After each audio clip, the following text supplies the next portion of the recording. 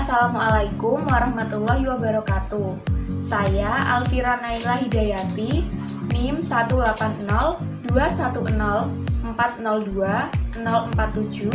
Pada kesempatan kali ini akan memaparkan hasil analisis kesalahan berbahasa pada iklan lowongan kerja di media sosial. Kesalahan berbahasa. Kesalahan berbahasa adalah penggunaan bahasa yang menyimpang dari kaidah bahasa yang berlaku dalam bahasa itu. Penyebab kesalahan berbahasa antara lain terpengaruh oleh bahasa yang lebih dulu dikuasai, kekurangpahaman pemakai bahasa terhadap bahasa yang dipakainya, dan pengajaran bahasa yang kurang tepat. Kesalahan berbahasa merupakan salah satu proses belajar bahasa. Masalah yang dibahas adalah mengenai kekeliruan yang mengacu pada penyimpangan kaidah yang meliputi struktur dan tata bahasa yang baku. Analisis kesalahan berbahasa secara garis besar, yakni kajian linguistik yang membahas, membedah, mengkaji, dan memberikan solusi kepada pembelajar mengenai masalah kesalahan berbahasa. Berdasarkan komponen bahasa, kesalahan berbahasa memiliki beberapa klasifikasi. Dalam analisis ini, kajian kesalahan berbahasa yang digunakan meliputi tataran ejaan dan tanda baca, serta tataran morfologi. Kajian yang pertama adalah ejaan. Ejaan adalah penggambaran secara keseluruhan mengenai aturan dalam tulisan, memisahkan dan menggabungkan kata, serta penulisan huruf dan tanda baca. Aturan dalam ejaan bersumber dari pedoman berbahasa, yaitu Pedoman Umum Ejaan Bahasa Indonesia atau yang disingkat PUEBI. Banyak sekali yang kurang memahami penulisan ejaan yang benar, sehingga seringkali ejaan dalam bahasa Indonesia mengalami salah penulisan. Berikut adalah beberapa pedoman penulisan ejaan yang sesuai dengan PUEBI. Pertama adalah penulisan kata asing. Penulisan kata asing atau ungkapan dalam bahasa daerah biasanya ditulis dengan menggunakan huruf miring. Kedua adalah penulisan bilangan. Penulisan bilangan dalam teks yang dapat dituliskan dengan satu atau dua kata atau bilangan yang berada di awal kalimat biasanya ditulis dengan huruf, kecuali digunakan secara berurutan serta menunjukkan perincian. Dan yang terakhir adalah penulisan huruf kapital.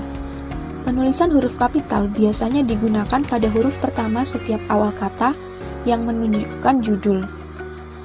Berikut adalah hasil analisis kesalahan berbahasa tataran ejaan pada iklan lowongan kerja di media sosial. Dapat dilihat pada tampilan, data pertama terdapat penulisan dibutuhkan segera.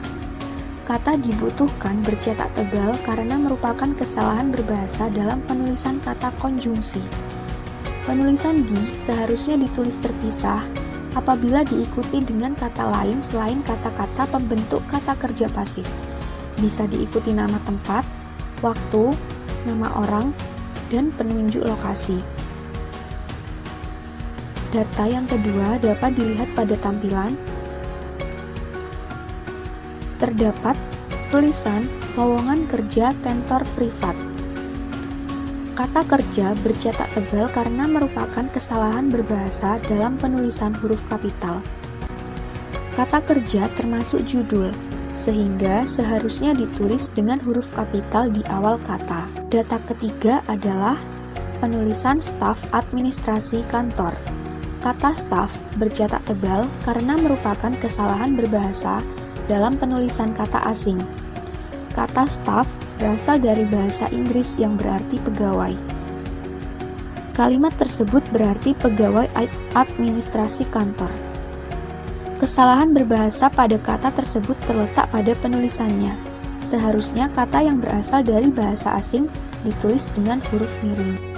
Kajian yang kedua adalah tanda baca.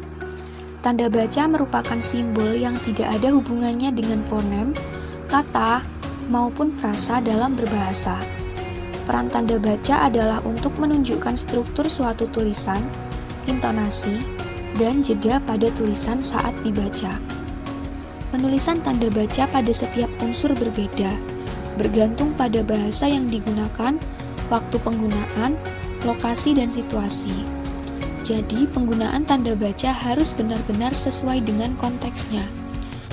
Berikut adalah hasil analisis kesalahan berbahasa tataran tanda baca pada iklan lowongan kerja di media sosial. Data pertama dapat dilihat, terdapat tulisan berpenampilan menarik dan tidak sedang kuliah atau bekerja di tempat lain. Kata kuliah atau bekerja bercetak tebal karena merupakan kesalahan berbahasa dalam penulisan tanda hubung, yaitu garis miring. Seharusnya penggunaan tanda garis miring tidak diberi spasi, baik sebelum maupun sesudah tanda baca. Data yang kedua adalah penulisan hari kerja Senin sampai Jumat. Kata Senin sampai Jumat bercetak tebal karena merupakan kesalahan berbahasa dalam penulisan tanda hubung. Seharusnya penulisan antara dua unsur yang dihubungkan oleh tanda hubung tidak perlu diberi spasi. Sesuai dengan kaidah dalam Pedoman Umum Ejaan Bahasa Indonesia, tanda hubung, tanda pisah, dan garis miring tidak perlu diberi spasi, baik sebelum maupun sesudah tanda baca tersebut. Kajian yang terakhir adalah morfologi. Morfologi adalah cabang ilmu linguistik yang mempelajari seluk-beluk pembentukan kata serta kemungkinan perubahan arti kata yang disebabkan oleh perubahan bentuk dasar sebuah kata dan dampak dari perubahan itu terhadap arti dan kelas kata sebagai satuan gramatikal. Kesalahan berbahasa yang sering terjadi dalam tataran morfologi yaitu 1.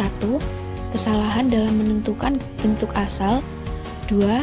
Fonem yang luluh tidak diluluhkan, 3. Fonem yang tidak luluh diluluhkan, 4. Kesalahan dalam penyingkatan morfem, 5. Kesalahan dalam perubahan morfem, 6. Kesalahan penulisan morfem, 7. Kesalahan pengulangan, 8.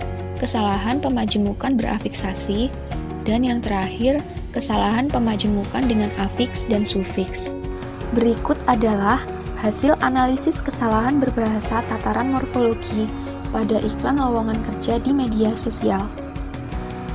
Data pertama adalah bertanggung jawab atas jalannya operasional perusahaan sesuai dengan target yang sudah ditentukan. Kata bertanggung jawab dan perusahaan bercetak tebal karena merupakan kesalahan berbahasa pada penulisan kata majemuk dan kata tidak baku. Pertama adalah kata bertanggung jawab. Dianggap salah karena tidak ada spasi antar kata sehingga menyebabkan kata tersebut tidak baku. Sesuai dengan kaidah dalam Kamus Besar Bahasa Indonesia, kata bertanggung jawab seharusnya ditulis bertanggung jawab. Kata bercetak tebal yang kedua adalah perusahaan. Kata tersebut mengalami kesalahan penulisan sehingga menjadi kata yang tidak diketahui maknanya.